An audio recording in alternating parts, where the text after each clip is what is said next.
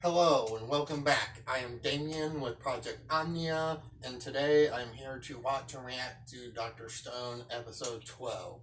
But before I get into that, I have to talk about episode 11 and why there's not a reaction video to it for you guys. So, just real quick, why there's not a reaction for it, like I told you there would be, is basically I wasn't diligent enough in checking the recording app I was using where it was storing those files, and then KindMaster, the editing app I'm using, and its access to where those videos are stored, right?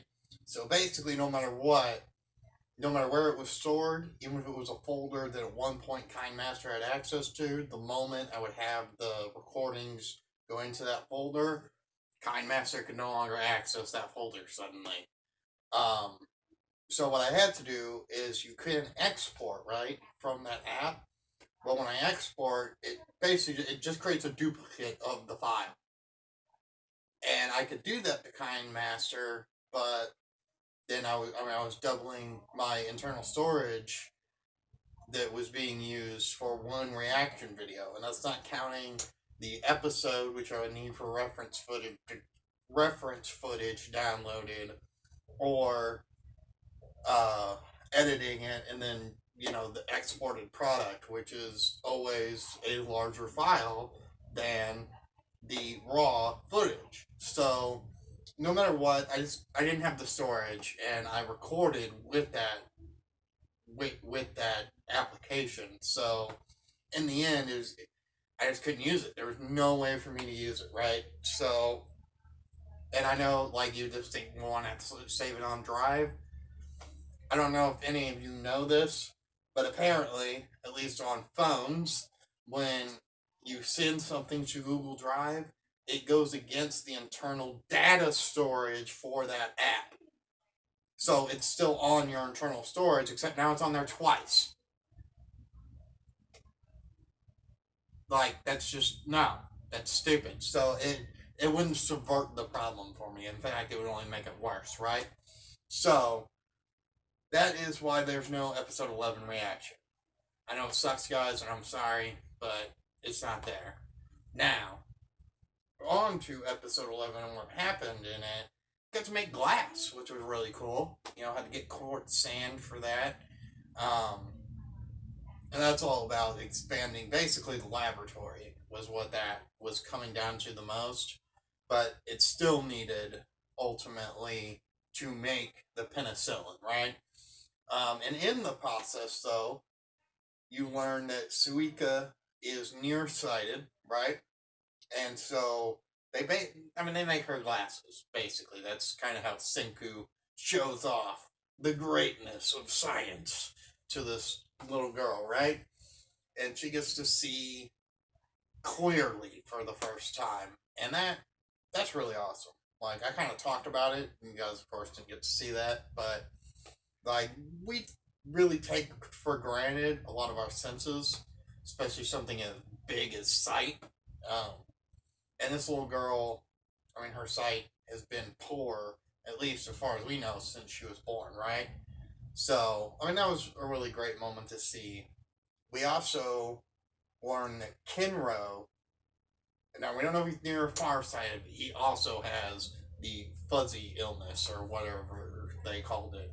And, I mean, for someone who is like a guard, you know, part of like policing things, that's kind of a big deal. He's kind of downplaying that, but he really needs to do something about that. Okay.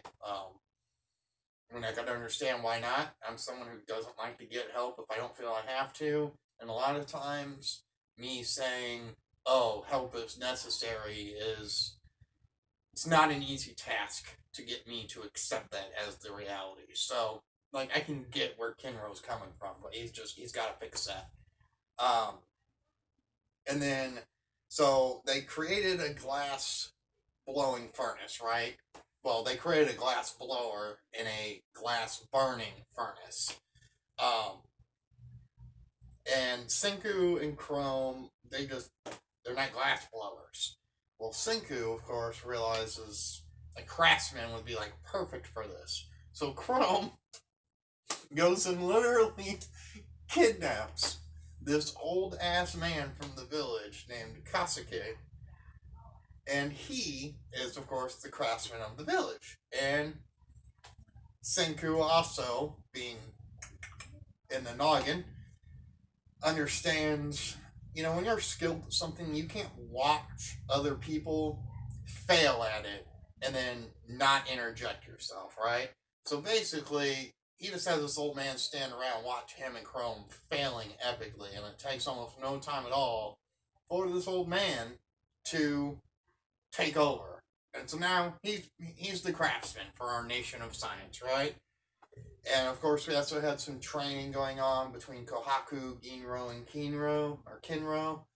Um, and by the end of it, we're talking about getting a silver spear made for Ginro. So, and that pretty much caps up episode 11. And I mean, I really like it. I really want to, I'm excited to get to this grand bout. So, I hope we get there soon.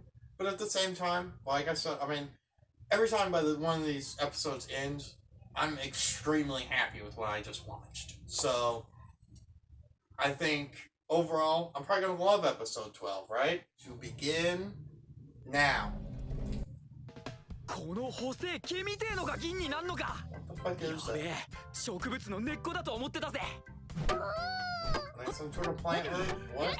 まさか金の槍はなくて銀の槍だけなんて。銀狼、口より手を動かせ。 Oh, Kohaku.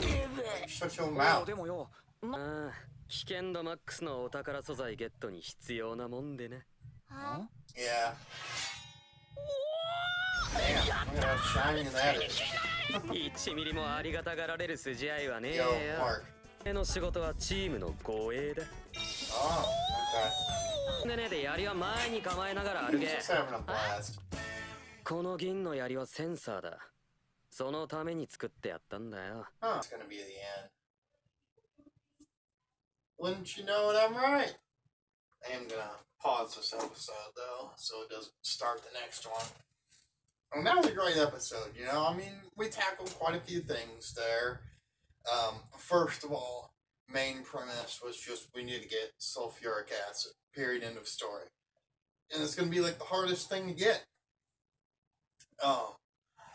And they used the silver spear because silver reacts to sulfuric acid.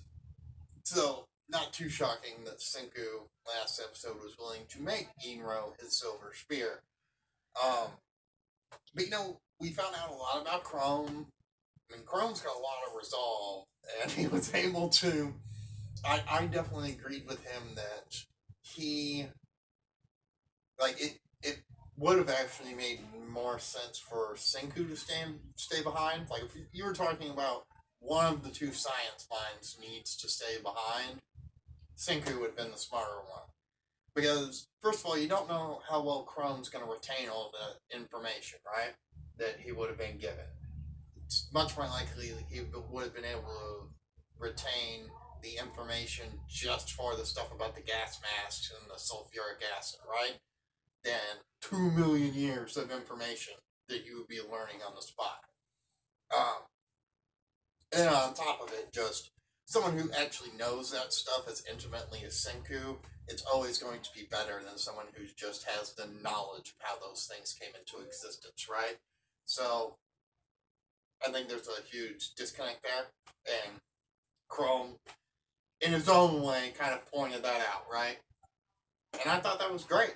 And then it kind of showed to Kohaku, it showed her that, hey, I really just did the same thing. I can't remember the exact line now, but they had a line that was very similar, just in different situations, right?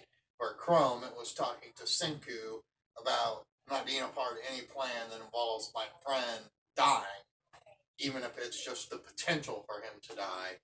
And then Kohaku had one with her father about where they wanted to make her next in line to be priestess after her sister Ruri, but she wasn't willing to do that for a multitude of reasons. The primary reason being she believes her sister would lose the will to continue fighting to try to live as long as possible if she had a successor in line, right? So that's really why she didn't want to do it. But she used a similar lie, where she's not going to be a part of any plan where her sister's death is just willingly accepted and no one tries to fight against it, right? While everyone else, including the father, seems to be intent on just accepting Ruri's fate, Kohaku is not willing to do that. And, I mean, that's awesome. She loves her sister. Why wouldn't she, right? Also, I believe her mother's dead. We found out their mother's dead. I didn't want to just not mention that. But, so we end up getting Chrome and Senku teaming up to go get the sulfuric acid, but in that process, they kind of, they inadvertently hurt Ginro, right? Ginro kind of takes his own fears and projects them on to Senku and Chrome to kind of justify his staying back for this dangerous mission, right? And, I mean, I get it. Again, as I mentioned during the reaction, it's self-preservation. We humans do anything in our power to keep our own life from ending for as long as possible. It's just what we do. It is ingrained in us. It is something that is not going to go away. And so, and pretty much all our actions that we ever take can be traced back to those things, right? And so with Ginro and the fear of his life and self-preservation, I mean, that's pretty easy to see. But he musters up the courage thanks to Kaseki, the craftsman, who basically tells him what I just said, just in far more simpler terms, right? Basically, no one's immune to fear, but through willpower and, you know, our minds and our ingenuity and stuff, we can overcome all these dangers and overcome our base primal instincts, right? And that's one of the things that separates us greatly from almost all forms of life, at least on this planet. We're not exclusive to that, but we are one of the very few life forms like that on the planet. And the degree into which we can do that is far superior than that of the degree of any other species on the planet. And so, again, that's what separates us from everything else, right? So he finally goes, and Senku, his tube gets messed up. He patches it, but Chrome wants to be kind of like a hero type of thing, you know, brothers in arms and science arms, right? He makes some mistakes about to fall in. Ginro ends up saving them, and they're able to get the sulfuric acid. So, seems like that was the most dangerous thing, according to Senku. And so it would be interesting to see how much more quickly now they're going to be able and get all this stuff, the rest of the stuff, so they can make the penicillin finally. But, I mean, it was a great episode. And, man, I really love this fucking series.